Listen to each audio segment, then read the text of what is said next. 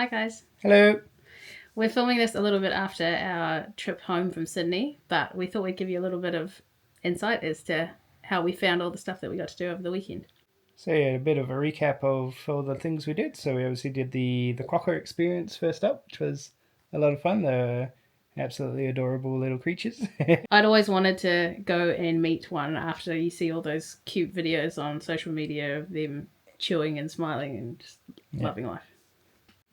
I thought they were really cute, and it was so fun how like gentle they were when eating out of your hands. Like they just put their little paws on your hand and just sort of nibble things out of there, and they really enjoyed scratches on their back as well. So yeah, it was Very, very cute. very cute.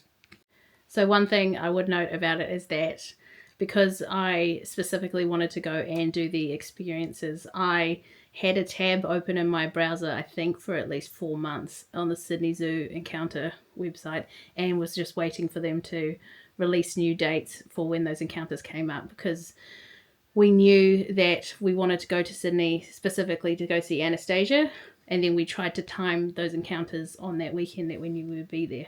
So managed to get the quokka experience first and then got the capybara experience second. So we went and saw the capybaras as well. We had a capybara encounter, which is also really fun. As you probably saw in the videos, and I can't remember if we mentioned, they're kind of just like dogs. They you go in, they come and see what's interested. They're very food obsessed. Yes. They love a good belly scratch as well. So very very stringy, like strawy hair, not very soft. But I'm not sure if it was just the Sydney Zoo ones as well, because I have seen videos of other capybaras where either their hair's shorter or it looked less wiry, but the ones that we had were crazy. Yeah, they had quite long hair. Crazy wiry hair. Yeah. But very, very well mannered and very loving creatures. So yeah, didn't get bitten by a capybara. Did get a nibble from a quokka, but no, they were very, very gentle. Also, which we may have mentioned in another video, our quiz team that we occasionally go to is called Capybara after the song, which we sung in a couple of other videos. So that's sort of like our team mascot, and it was kind of cool. So yeah, we had a really really good time at the Sydney Zoo. It's actually we had never been there before, but it's a very like accessible place. Like it's very flat. It's not too big. It's easy to get around. There's very wide walkways. It's great like family day out. I reckon you could easily do it in a day. Yeah, that's what I was gonna say. Do you think it's actually a 1 day thing, even though we went for 2? Yeah, you could definitely do it in 1 day. Then there's plenty of encounter opportunities if you want to pay that little bit extra for a variety of different animals. The food was really good as well. Very not crazy pricing as well. Like it was kind of more than what you'd pay not at a zoo, but not like too hectic and not like theme park pricing. Yeah, but yeah, just a very solid fun day out, I reckon, for anyone who's interested. Not to be confused with the Taronga Zoo, which is a different zoo altogether. And something I've only found out after the fact. I knew at the time when we went to the Eras Tour in 2024 that we went to 2 of the Sydney shows, and Taylor Swift in her downtime went to the Sydney Zoo a couple of times, once with Sabrina Carpenter and once with Travis Kelce. And at the time when we were booking our encounters and things, that's all we were really caring about. But then I found out that that was the zoo that Taylor Swift went to twice, and now we've been twice, so there's a bonus in there for me. The other thing that we went to was Smy's, and if you saw it in our other video, we weren't too impressed with it. So the Tara Banks ice cream shop. The Tara Banks ice cream shop. I'm not sure if that's going to be her legacy in the end. But anyway, it was. Tell you what, though, I was rooting for it. We were all rooting for it. But I was rooting for you. We were all rooting for you.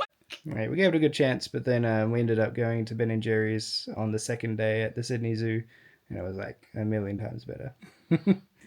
Yeah. And then the last thing we got up to, which was kind of the main event, was the Anastasia show at the Lyric Theatre. I'll speak briefly on it. It was really, really cool. Any sort of live production that has that much quality put into it, it's always going to be a good time. But I thoroughly enjoyed it. I could speak more on it because it's one of my favourites from childhood.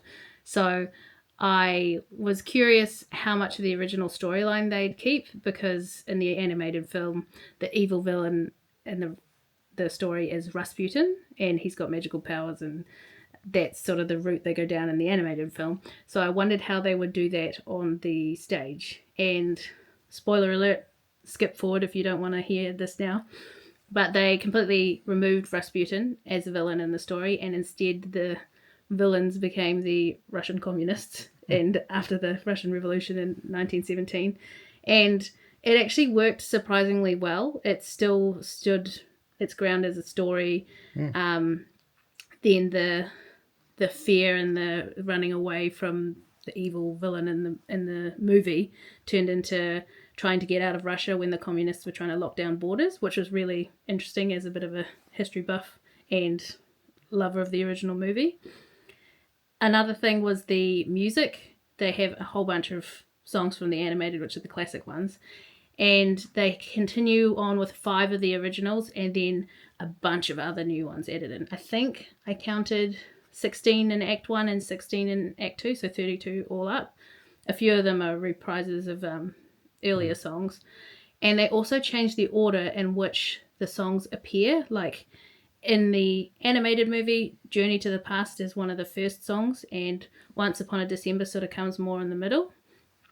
In the stage show, they were actually flipped, which I wasn't sure quite how they were going to do that. But in the end, Once Upon a December was towards the end of the first act, made me cry because it was just like the scene from the movie, but real life. So Anastasia's standing on stage and there's couples dancing around her who are real, and then there's also projections of like ghosts in the background, and she's standing in the middle like trying to make sense of it all. It was so clever how they did it, so I ended up crying because it was really beautiful.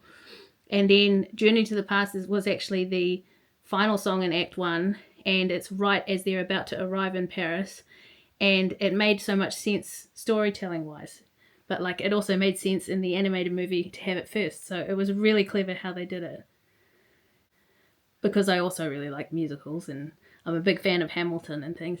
They do a lot of nods to the original songs with the tune or the melody of that, but used in a different way. And there's a song, I think it's the Con Man, the Countess and the Countess and the Common Man, and it's to the tune of one of the songs from the original, but like completely different lyrics. And then they also do a touch of the original song. It was just so cleverly done.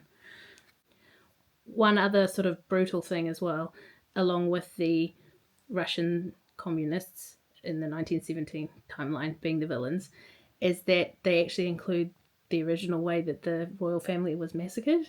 And they don't show it obviously on stage, but they allude to all of them being shot. And it's mentioned in the story how when she was found, she had no memories, but she had jewels sewn into her bodice, which there was a diamond in the story sewn into her bodice. And I remember from my history classes that was a thing that we actually learnt about, was that they didn't originally know they were going to be executed. They thought they might be smuggled out and they might be able to escape. And so in order to not be robbed, they sewed all of their royal jewelry that they had into their clothing so that you couldn't see it. And that ended up being a reason why some of the royal family didn't die immediately, was because they had this sort of bodice of jewels that protected them. So it was just kind of a little bit historically accurate in the middle of this play. That's also one of my favorite animated movies from my childhood. So it's really, really clever and interesting how they've tied that all together. So my final thoughts were the cast were amazing, the costumes were really cool, but I loved the music and the experience and revisiting an old story that I'm very familiar with, but in a completely new lens with the same composer and writer. And just, yeah, it's its own thing, but it's like it. Some people had described it as a grown-up version of the original story, which is kind of cool because I saw that original story as a child and now it's like a grown-up version for grown-up Gabby. So it's really cool. So it was an incredible show, a really talented cast. The Lyric Theatre was also really cool to go through. We hadn't been there before. I've always heard of the Lyric Theatre growing up in Oz. It's always on telly with ads and stuff. But yeah, so it's kind of cool to finally go there. Yeah. So that's a bit of our thoughts on our Sydney trip that we had recently. Yeah, we had a great time. It's very condensed, just a few days, but yeah. Managed to get a lot in those Yeah. 3 days. Got a lot in, and then thankfully we also got home all right because there was a lot of weather warnings in New Zealand at the time. Cyclone, So yeah. yeah, we luckily avoided any drama getting home as well. Yeah, nice and easy. Smooth flight home and made it home safe. But yeah, anyway, hope you enjoyed the video, guys, and yeah, stay tuned. We're up to some more exciting things soon. We'll catch you next time. Bye. Bye.